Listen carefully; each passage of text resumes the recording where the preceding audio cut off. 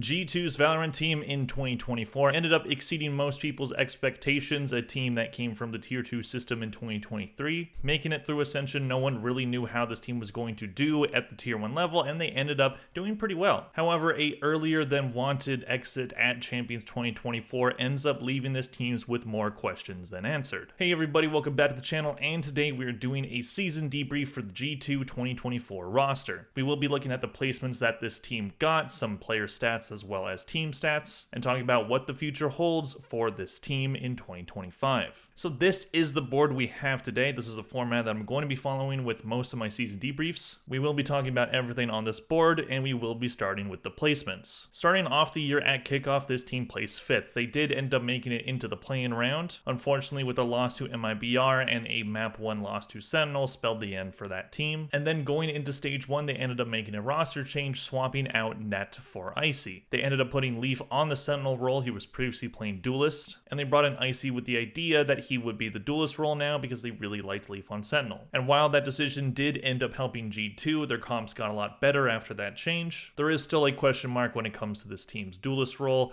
Icy in particular, but we'll get to him in a bit. After that roster change, they did improve. After going 3-3 in the regular season, so pretty mediocre during the split, they would end up having a strong performance in the playoffs and getting all the way to Grand Final after beating Leviathan in Losers Final, which would end up being the only best of 5 that this team ended up winning the entire year. They did end up losing to 100 Thieves in the Grand Final of that playoff bracket, but they qualified for Shanghai, so that ended up not really mattering. And Shanghai would be a very strong performance from this team, the best we saw from this team this year. Having a very good group stage, winning their only 2 games, and then heading into the playoff bracket against Paper X. Ended up beating Paper X, then they beat Heretics for the second time that tournament. Unfortunately, they could not best Gen G, and then in the losers finals they lost to Team Heretics, so they ended up 3rd at Shanghai. That was definitely the highest height that this team ended up showing. So what we've seen from this team so far, about midway through the year at Shanghai, was a gradual improvement. Starting off the year pretty mediocre in your own region, but then ending up getting a top 3 finish at the 2nd international of the year. Definitely not an easy feat. And they would continue their strong play from Shanghai into stage 2, entered the playoff bracket going undefeated in their split, having the 2nd seed in that playoff bracket, and they ended up going to grand finals, but unfortunately lost yet another best of 5. Losing to Leviathan, so yet again not coming up in the big moments. Those best of 5s are very important. Every match that is a best of 5 is either a losers final or a grand final, so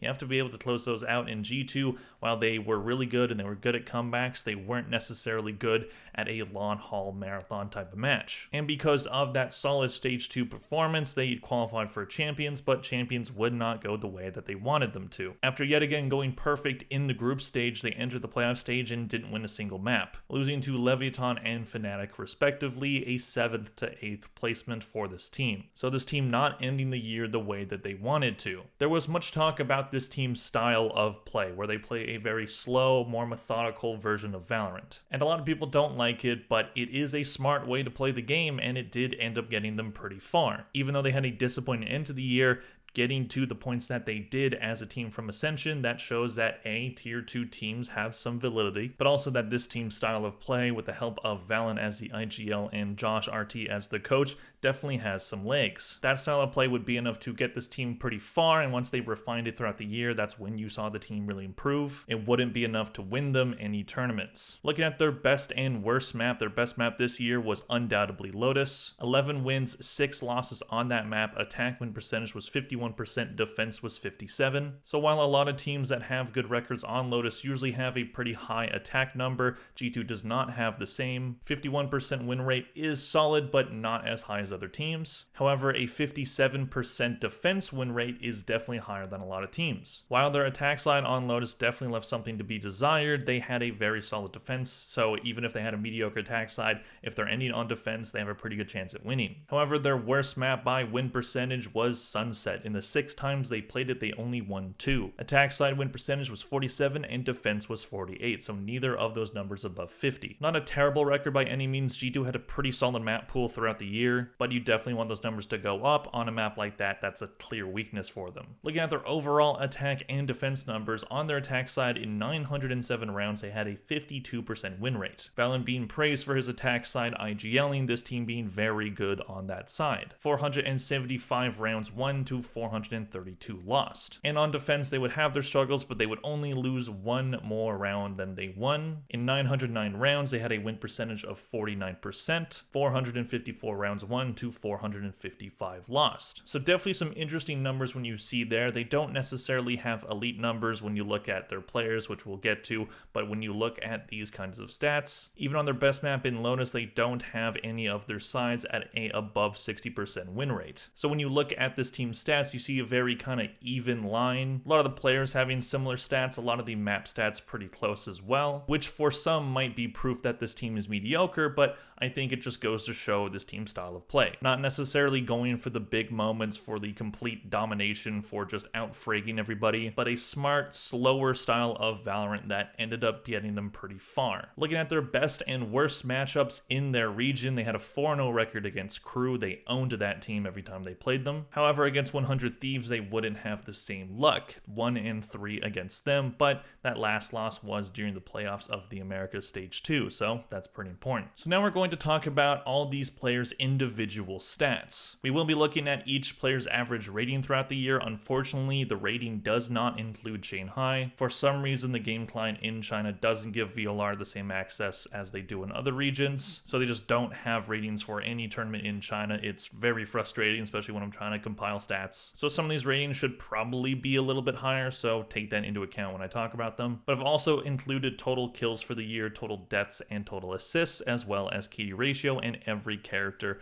these players played, at least according to VLR and Liquipedia. And one thing that has definitely been talked about this team is the fact that they don't really have a superstar. The reason why their methodical style of Valorant works is because they don't have a player that can stand above the rest and just outfrag everybody. They don't have an Ospas or a Zekin or a Tens or any player like that. What they do have is a solid crop of 5 players who have good chemistry. However, when you don't have that superstar, is that enough to win a championship even if you're playing a very unique style? That would not end up being the case this year. Would it be the case next year if they don't make a roster change? In terms of superstars, I think the closest thing they have is Leaf. Leaf had a very good year for himself starting on Duelist, but ended up playing Sentinel and looked better on the Sentinel role. Leaf has had a very long career in Valorant at this point. G2 was his first new team in quite some time. He was on C9 for a long time. During the year, he had an average rating of 1.03. Total kills were 1,385, total deaths were 1,294, and assists were 374 for a KD ratio of 1.07. And just to clarify, rating is the only stat that doesn't have Shanghai. The Shanghai kills and KD ratios are accounted for here. Leaf ended up starting the year playing Yoru, Jet, and Raze, but ended up playing Sentinel, as I've already said, playing Cypher, Killjoy, and a bit of smokes in Viper. Leaf was very good for them throughout the year, being probably their best overall performer. Maybe not their MVP, but he definitely brought this team life and some very solid play. Jonah P is another player that people have talked about being potentially in that superstar range. I don't think he is, but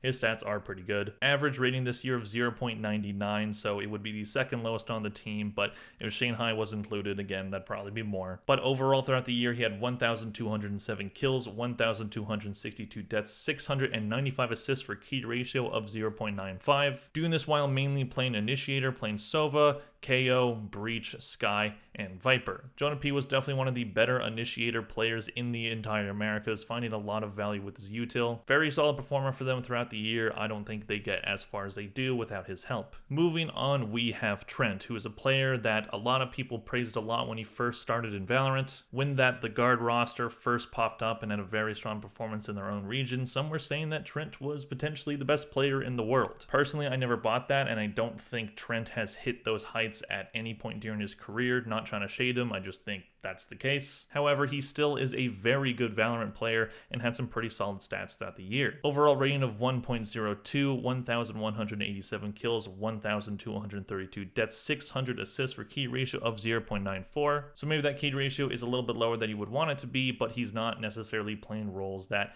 need that to be the case. Starting the year at kickoff only playing Viper, but then moved on to more of an Initiator role, playing Sova, Fade, and Gecko. Trent is a good player, that's why he's been such a long-standing outstanding member of this roster. Him, Valen, and Jonah P being the only 3 original guard roster players. They've had really good chemistry for a very long time, and he has helped this team reach the heights that they have. I don't think Trent is going to find himself outside of the roster anytime soon. Moving on, we have their IGL in Valen, winning the IGL of the Year award in the Americas, and that's definitely something that Valen deserves to be praised for. Not only is he one of the best IGLs in Valorant, he's also one of the best leaders in Valorant. Not only on the server being very good at leading his team, but also getting the vibes up for his players. There's a reason why the players on this roster are here, because they work both personality-wise and on the server. And Valen this year, not only did he step up his IGLing, but also his individual performances, being one of the better players on an individual basis. Average rating of 1.02, 1,273 kills, 1,252 deaths, 650 assists for key to ratio of 1.01, so being really good at just fragging out, and he was mainly playing smokes throughout the entire year. He played Omen, Brim, Harbor, and he played one match of Sage, at least by my count. Even if this roster eventually breaks up or G2 doesn't meet the requirements to stay in the VCT beyond 2025, even if everything goes wrong for this team in the next 2 seasons, I think Valen is going to find himself a job in Tier 1 Valorant. I don't expect him to be off this roster anytime soon. I think he is going to be on this team for a very long time, as long as they're in Tier 1 Valorant. And he deserves to be here. He's put in the work, and he's brought this team some very solid results. And I think that next year kind of rests on his shoulders. How much can he continue to get out of his team depending on what changes they make? Moving on, we have our last player to talk about, and that is Icy. Icy is definitely a bit of a conundrum. On an individual basis, his stats really aren't that good. They're not terrible by any means, but they're not where you want your main duelist player to be. While he did improve throughout the year, as the entire team did, when this team ended up failing in those big moments, mainly in those best of 5s, Icy didn't have very good stats at all. He had an average rating of 0.92, 1,018 kills, 1,119 deaths, 426 assists for KD ratio of 0.90. The discussion around duelists and KD ratios is kind of up and down, because while you should be getting a lot of kills as a duelist, which Icy does have, only playing in 4 out of the 5 events this year, coming into the roster a bit late, still having 1,000 kills, some pretty impressive work. What the duelist players are supposed to do is to get onto the site quickly, get the kills, and trade yourself if you're gonna die. And Icy wouldn't do a terrible job at doing that, but definitely wanted a bit more kills out of him when it mattered most. Throughout the year, he played Jett, Raze, Gecko, Yoru, and Neon. I think Neon was only one time. Mainly throughout the year, he was playing Jett and Raze. And what we saw with a lot of different duelist players, the ones at the very tippy top, is a lot of them started playing Neon and playing it to a very good level. Unfortunately, they couldn't get that same performance out of Icy. Again, a very small sample size for his Neon, but if he's going to get to one of those top spots as a duelist, he's going to have to learn how to be more effective on the Neon if Neon stays as one of the best agents in the game, as it seems right now. I think Icy is overall a really good player, but I think if this team is going to make any roster changes, I think you try to find a duelist that is very good, that can get to that superstar level. Obviously, that's hard to find, but there will be a lot of free agents in the VCT this year, especially in the Americas. A lot of contracts are up. So they might be able to find a different option for duelists, and maybe Icy stays on as a 6th man. I don't know if we're going to see any roster changes. The only real changes that this team has made throughout their time as a roster is that duelist position. On the guard, they first had Saya player, who is going to be a free agent this year. Maybe he ends up coming back to the Americas, and we see him reunite with his old The Guard boys. That's a possibility, but Saya player is probably going to be hard to get. A lot of teams are going to be after him. After Saya player left for T1, they ended up having Tex as their duelist player, and then after that, it was supposed to be Leaf, but then Net got dropped and Icy became that guy. So it always seems to be the question of the duelist for this team. That's always the biggest question mark, because they haven't always had a superstar duelist player. They've had some very solid duelist players, but no one that can really reach that upper echelon that wins you championships. We'll see if they end up getting that this offseason, but I think if they're going to make any roster changes, that is the only one that they should consider. I'm not trying to just dunk on Icy. I think he is a good player, but I think that they could do better when it comes to that role. We'll see if they end up doing it, or if they keep Icy